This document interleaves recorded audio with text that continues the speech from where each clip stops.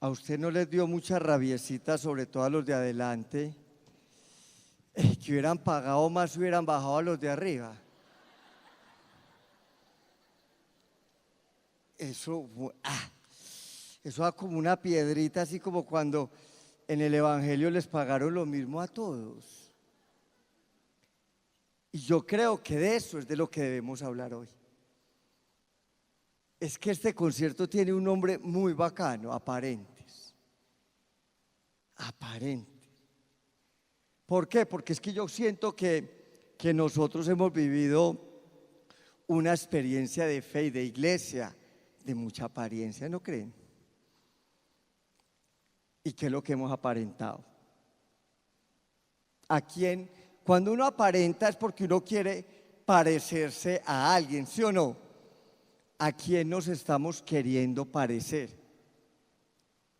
Y con todo respeto yo los digo, que a veces en medio de nuestras apariencias yo no veo como tan claro a Jesús o a Dios, yo no lo veo tan claro. Aquí hay personas de muchos movimientos de iglesia, de muchos.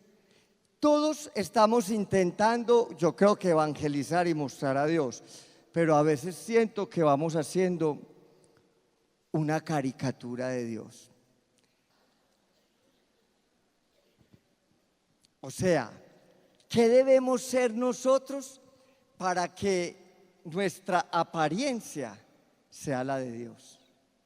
Yo diría que casi que transfigurarnos como Él, que cuando nos mire la gente diga, ahí hay algo extraordinario, mejor dicho, que nos parezcamos verdaderamente a lo que estamos llamados a ser, hijos de Dios. Dicho de otra manera, es una frase que yo utilizo, que se nos note la genética divina, ¿sí o no? Que Dios se nos arrime y nos diga, no los puedo negar, hijo de madre, es que son igualitos a mí, ¿cómo los voy a negar? Pero qué triste que Dios nos mire y nos diga lo que mi mamá me decía a veces, te desconozco.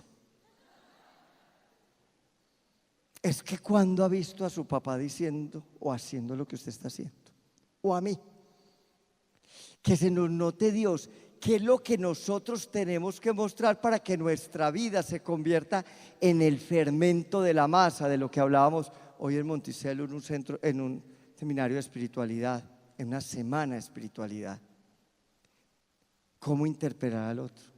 Cuando al Papa Francisco le dijo a ese joven en su almuerzo con ellos, Papa Francisco, tengo un amigo que es ateo, ¿qué le digo? Y el Papa le dijo, no le diga nada, que tu vida lo interpele. Porque nosotros como iglesia, imagino que la gran mayoría aquí son católicos hoy, habrá de otras iglesias cristianas, a veces no sabemos ni damos a conocer a Dios. Les cuento un testimonio pequeñito. Un día yo me fui a acompañar a unos obispos a asesorarlos para un encuentro que iban a tener. Y entonces me tocó almorzar con ellos. Uno no almuerza con varios obispos muy a menudo, se come bueno con ellos. Y entonces estábamos en el almuerzo y ellos empezaron a hablar de unas iglesias cristianas en mi diócesis. Hay unas iglesias y cobran y le roban a la gente y explotan a la gente. Y hablaban de esas iglesias cristianas de garaje. Y yo pues, mientras ellos hablaban, yo comía. El caso fue que ya cuando empezamos la tarde, yo le dije, yo les voy a decir algo. Seguramente no me van a volver a invitar, pues yo les voy a decir algo. Padres, ¿saben una cosa? Ustedes hablaron mucho de esas iglesias y de las personas que iban allá. Yo les quiero decir que todas esas personas que están allá primero estuvieron acá. Y todas se fueron buscando a Dios. Porque nosotros no lo encontraron. Porque hay personas tan lastimadas que se fueron, que fue lo que les mostramos. Por eso yo digo que no se trata de aparentar, sino de encarnar a Dios. Que Dios tome nuestra carne, nuestra vida y se manifieste a la vida de los demás. Yo siempre le hago esta pregunta a la gente y yo se la voy a hacer a ustedes. Cuando ustedes lleguen hoy a la casa, ¿todos van a estar allá? ya viene Dios. No se duerma, no se duerma, que ya viene Dios. ¿O será que en su casa están rezando para que esto dure 3 días? Ay, no, ya viene para acá, qué pereza. Que en su casa sean de los que ahorran todo, se hacen vaca para mandarlo a cuánto retiro hay. Y ojalá bien lejos. Porque son los únicos días que están en paz, que están felices. Se trata de encarnar a Dios. Y esa es la gloria de Dios. La gloria de Dios lo dice en Juan, en el capítulo 15. Dice que su gloria es que nosotros demos frutos. Y que esos frutos son que seamos verdaderamente sus discípulos. Si permanecen en mí y mis palabras permanecen en ustedes de verdad, pedirán lo que quieran y lo tendrán. Eso sí, cosas que sabe dar Dios, porque Dios no da loterías. Mi Padre será glorificado si dan fruto abundante y son mis discípulos. Esa es la mejor forma de dar gloria a Dios, que nuestra vida se configure con Él y que nuestros frutos sean los frutos que Él está esperando. ¿Cuáles son los frutos? ¿Qué fue lo que predicó Él y que estamos predicando nosotros? Con todo respeto, yo siento que Jesús hace mucho tiempo en medio de nosotros, para muchos dejó de ser buena noticia. Y si dejó de ser buena noticia, dejó de ser evangelio. Y si dejó de ser evangelio, no es el Dios que se nos quiere revelar. ¿Por qué? Porque yo siento que muchas veces como agentes de evangelización hemos hablado más del pecado que de la gracia. Y nos la hemos pasado cuidando toda la vida la vasija, porque llevamos un tesoro en vasijas de barro que encarte. No, es que Pablo nos fregó. Es que en una vasija de barro, ni siquiera pues de plástico que dura más, en barro. Y nosotros, llenos de miedos, nos la hemos pasado cuidando la vasija y se nos perdió el tesoro. Por eso vivimos una fe más de formas que de fondo. Y por eso tú te crees bueno, porque vas a misa todos los domingos. Y porque cumples mandamientos. Y porque no le faltas a la novena del clavo, del tornillo, de la corona. Y padre, yo soy muy bueno, pregúnteme los mandamientos. Pregúntemelo uno por uno, ¿verdad? Yo todos los cumplo. A veces fallo en 2, pero 8-2 gano. Se nos perdió Dios y nos quedamos cuidando la vasija de barro. ¿Y saben qué es la vasija de barro? Las estructuras.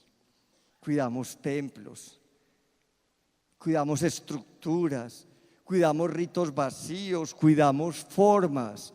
Y se nos perdió el tesoro que es Dios. Me encanta cuando el Papa dice: los prefiero afuera, estropeados, que cuidando estructuras y edificios. Templos hermosos y comunidades destruidas. Lo primero que hace un padre cuando lo nombran en una parroquia a fundar es empezar a construir y la comunidad no existe. Tesoros en vasijos de barro y se nos perdió el tesoro y nos quedamos cuidando las vasijas. Hemos predicado más el pecado que la gracia. Por eso vivimos a veces una fe tan llena de angustias. Hemos hablado más del diablo que de Dios. Yo he ido a charlas espirituales donde hablan más del diablo. ¿Por qué el diablo es tan famoso? Porque lo predicamos cada rato. Vemos al diablo en todas partes, no. Hay unos grupos de oración donde uno va con todo respeto y uno no puede toser porque ya está uno tose y está poseído. Todo mundo se le lanza a hacerle el exorcismo. El maligno, se te asomó el maligno.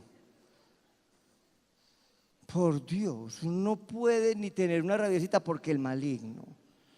Vemos el diablo en todas partes. Yo recuerdo una vez que me dijeron, yo recuerdo esa época que habían visto en una discoteca de Medellín el diablo.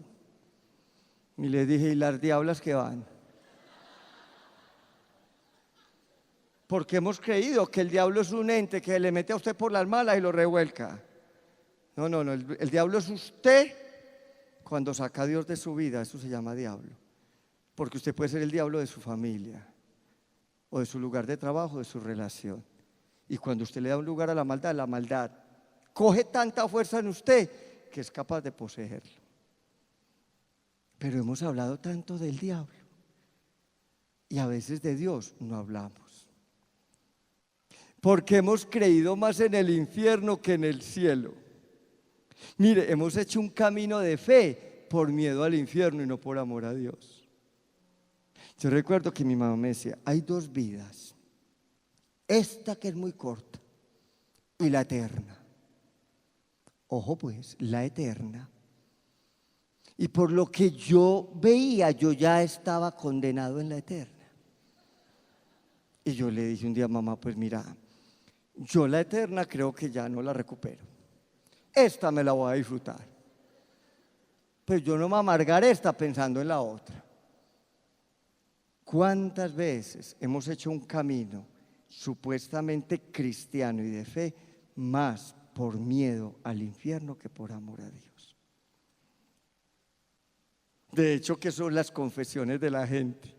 ¿Sabe qué se confiesa la gente? De todo lo que lo pueda mandar para el infierno, no de las faltas de amor. ¿Por qué? Porque si me voy mañana, pues al menos, pues cuando impriman mi cédula ya no salga tantas cosas en la fotomulta. No, ¿de qué se confiesa la gente? La gente se confiesa de no haber ido a misa un domingo, pero no se confiesa de que odia a una hermana hace 6 años. Es que eso no dicen los mandamientos. Yo tengo una anécdota con una señora que era una vez padre, yo tengo una confusión, no sé si falté a 3 misas de domingo o a 4. Yo le dije, confiese 5. Es mucho mejor que le sobre a uno como un superávit de misas confesadas, ¿no? No vaya a ser que se le olvide una. Por miedo al infierno, al fuego eterno. Y usted no se ha dado cuenta que el infierno lo crea usted cuando usted sea el diablo. Si usted es el diablo en su casa, usted crea en su casa un infierno. Y usted mismo se mete en él. Eso es lo que hemos predicado. Un Dios que nos respira en el cuello, como decía Feuerbach, para mandarnos a los infiernos. Un Dios que se las sabe todas y que tiene memoria de tu pecado.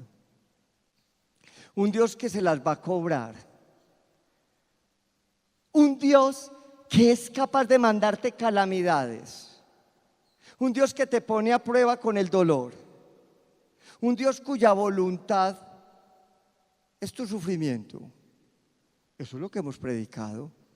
¿Qué es lo primero que le dicen a usted cuando a usted le dan un diagnóstico de cáncer? Haga la voluntad de Dios. A usted no le dicen eso cuando su examen sale bueno, ¿no? Haga la voluntad de Dios que salió aliviado, no. A usted cuando le entregan un bebé rozagante en las manos, sanito, no le dicen, mire la voluntad de Dios. Y lo he dicho varias veces, eso se lo dijeron a mi hermana el día que le entregaron su niña muerta. Esa es la voluntad de Dios. Un Dios en las alturas, porque esto es lo que hemos predicado, viendo a ver a quién le manda el cáncer. Ve, esta está como muy tranquila. Cáncer de mama, hijo de madre. Y aquella viejita, pues que la levante de taxi, porque esa es la voluntad de Dios.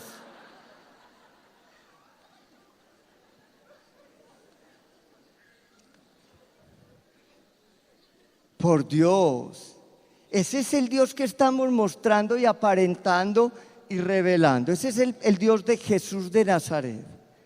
No, ese no es Dios. Y si nuestros espacios de evangelización hablan más del pecado que de la gracia, del infierno que del cielo, del diablo que de Dios, con todo respeto, no son buena noticia y no son cristianos. Eso es del judaísmo del que hablaba el Papa Francisco en la homilía en el aeropuerto La Herrera. Más seguidores del fariseísmo de antes que es la persona de Jesús, hermosa, fascinante, que nos enamora y que resulta increíble. Por eso nos cuesta creer en Él. Nos cuesta creer que nos ame tanto. Nos cuesta creer que nos perdone siempre.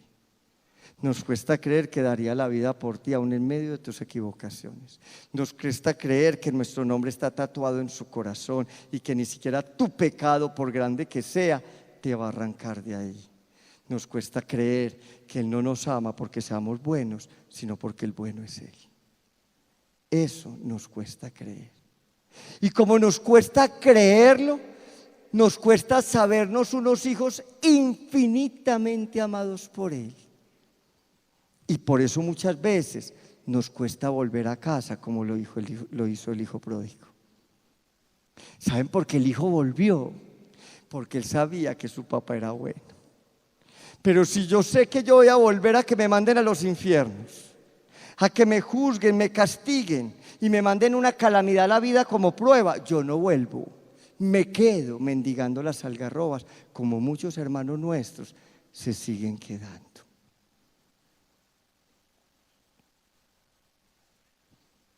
¿Por qué? Porque no nos sabemos hijos. Y si no nos sabemos hijos, mucho más nos va a costar sabernos hermanos. Por eso, qué rabia que tú estés sentado al lado mío cuando pagaste 30,000 pesos menos.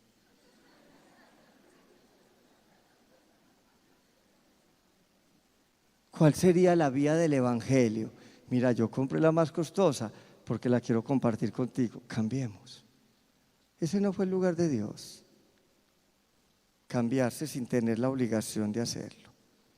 Es que el cristianismo es otra cosa. Por eso el hermano mayor en esa parábola no pudo aceptar la fiesta de su hermano. Ni siquiera lo reconoció como hermano. Ese hijo tuyo, le decía. Además le recordó el pecado que el papá no le preguntó. Vean en lo que se gastó la plata. Vea. ¿Cuántos de nosotros cumpliendo normas, pero sin entender que Dios es buena noticia, sin sabernos hijos entrañablemente amados y hermanos de los demás? Cuando yo me sé hijo, yo te reconozco como mi hermano. Y si yo soy hijo de Dios, ¿qué me puede quedar grande? Un cáncer, no, es que Él me abraza en mi cáncer. Un ser querido que se me fue para el cielo, no, está con Él. Una dificultad económica, Él es mi riqueza. ¿Qué me puede quedar grande cuando yo sé que mi vida la sostiene Él? Un día les compartí en una charla que un señor se enojó mucho porque yo dije esto. Y me dijo, no, pues usted se cree el dueño del mundo. Y le dije, no, pero soy hijo del dueño.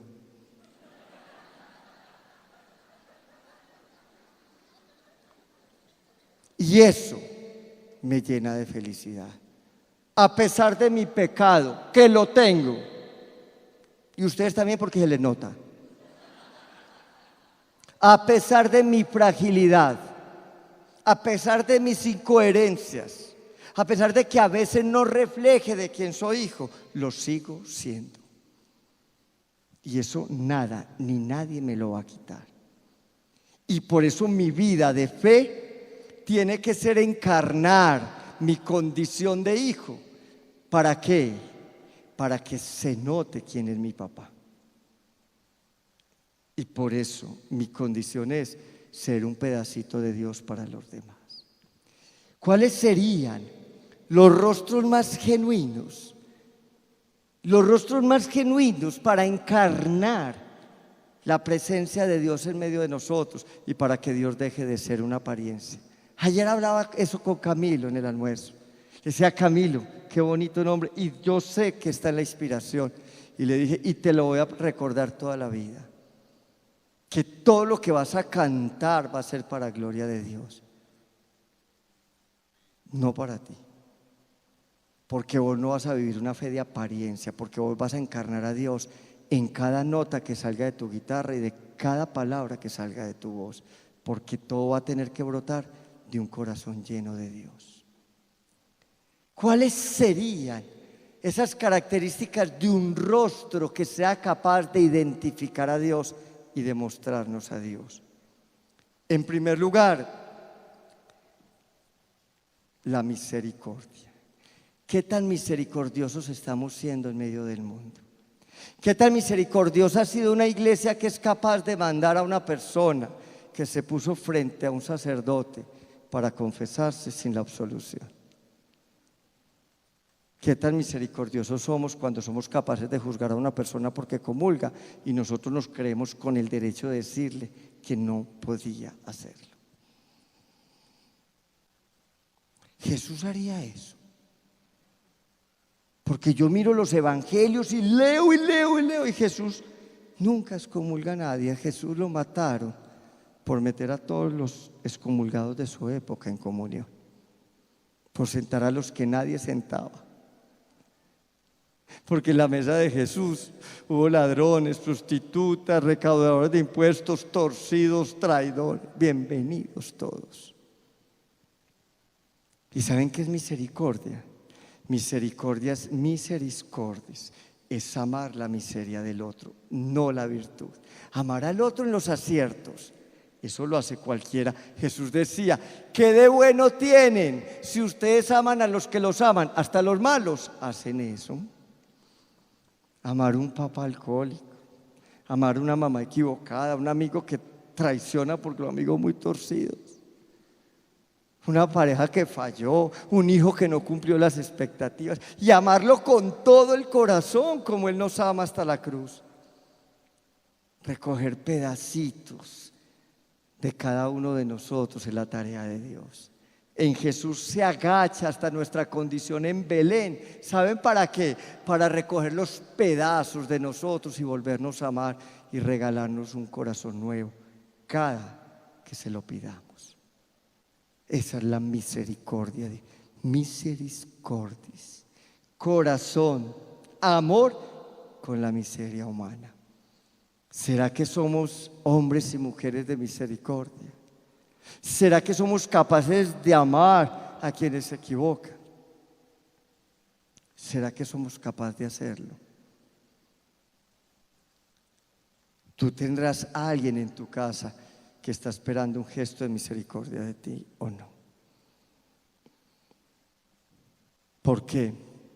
Porque en nombre de Dios hemos sacado a muchos del corazón, como lo hacían los judíos en su época, que no solo los sacaban de una mesa, sino del corazón del Padre, y se atrevían a decirles malditos. ¿Cuál sería otra característica de la genética divina? ¿Saben cuál? La compasión. Y compasión no es tener lástima. Compasión es padecer con, es hacer que tu dolor sea para mí también. Que yo sea capaz de llevar un poquito de tu sufrimiento. A mí me pareció tan lindo el testimonio de la niña del video, porque gracias a mis amiguitas, ya hoy soy distinta, porque alguien me llevó sobre sus hombros. Eso se llama cuidar del otro. Y todos existimos porque algún día, cuando éramos más frágiles, alguien nos cuidó. Cuando nacimos. Y yo necesito que cuando estoy más frágil, cuando tengo un dolor profundo, tú, en nombre de Dios, me cuides. La compasión divina. Jesús sintió compasión. Jesús sintió compasión, se compadeció. Si tú tienes una experiencia real de Dios y no te duele el otro, no es verdad. Y te duele en las entrañas, por eso es un amor entrañable. Te duele desde adentro, desde donde brota la vida. Desde adentro, desde el corazón. No lo haces por aparentar, no es simplemente un asistencialismo. Compadécete de esa mamá en sus lágrimas. Compadécete de ese papá en su equivocación. Compadécete de ese amigo en su traición. Compadécete y échatelo al hombro y échatelo con toda la fuerza, como Jesús lo hace contigo cada que te derrumbas y tienes un dolor y un sufrimiento, y te acoge y te abraza. Y yo creo que uno de los rostros más genuinos del amor de Dios y del rostro del amor de Dios es el perdón. Y hoy vas a empezar, para que se te note Dios, a perdonarte a ti mismo, a saber que el amor de Dios es mucho más grande que tu pecado. Porque si tú crees que tu pecado, por grande que haya sido, es más grande que el amor de Dios, tú no crees en Dios, porque su misericordia es infinita. Y lo que hizo con ese hijo pródigo no fue juzgarlo, ni señalarlo, ni marcarlo. ¿Sabe qué hizo? Se lanzó sobre su cuello, lo abrazó y lo cubrió de besos. Yo quiero que hoy experimentes que Dios no aparenta amarte, que Dios te ama de verdad, que hoy también se lanza sobre tu cuello y te cubre de besos, y en cada beso que te da sana cada una de las heridas que traes desde antes de nacer, porque Dios no vive de apariencias. Dios se la juega por ti, aunque le cueste otra vez la cruz, porque la pasión de Dios es amarte. Él se apasionó por ti, sueña contigo, y como ese Padre hermoso, nunca se cansa de esperarte. Quiero terminar este momento trayendo un párrafo de parte del discurso del Papa Francisco en Marruecos, cuando se encontró con los sacerdotes religiosos consagrados y el Consejo Ecuménico de las Iglesias, y decía, y hoy nos lo dice a nosotros el Señor a través de nuestro querido Papa Francisco, tan cristiano, por eso resulta tan polémico, porque se parece tanto a Jesús que siempre generará roncha. Queridos amigos, todos nosotros, esto significa que nuestra misión de bautizados, sacerdotes, consagrados, pueblo de Dios, no está determinada principalmente por el número o la cantidad de espacios que se ocupan, sino por la capacidad que se tiene de generar y suscitar transformación, estupor y compasión, por el modo en el que vivamos como discípulos de Jesús, junto a aquellos con quienes compartimos lo cotidiano, las alegrías, los dolores, los sufrimientos y las esperanzas. Cierra un instante tus ojos, un minuto nomás, y pídele a Dios que te tome como instrumento de su amor para que tu vida los interpele, no porque tú seas perfecto, sino porque se te note Dios y se te salga por los poros, porque el amor habita en tus palabras, en tus miradas y en tus caricias y en tus obras, porque al que mucho amó, mucho se le perdonó. Y lo único que le preguntó Jesús a Pedro para contar con él no fue ¿por qué me traicionaste? ¿Por qué te equivocaste? ¿Por qué me diste la espalda?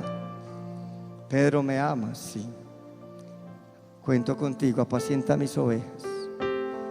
Dile a Dios que lo amas por encima de tu pecado, y dile que cuente contigo, porque tú le vas a ayudar a que Él se haga presente, no desde la apariencia, sino a través de tu propia vida. Amén. Gloria al Padre, al Hijo y al Espíritu Santo.